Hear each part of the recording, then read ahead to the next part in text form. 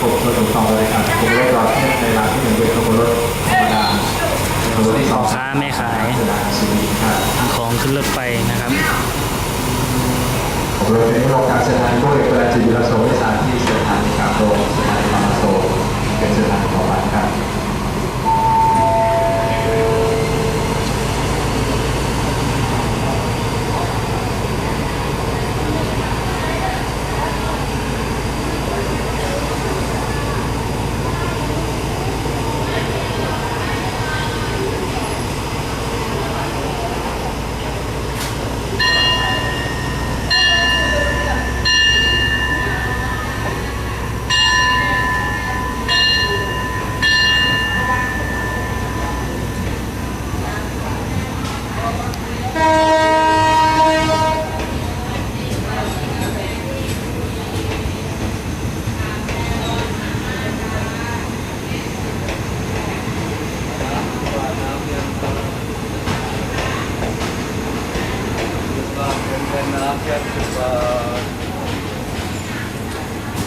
น้ำ10 บาทน้ำเย็น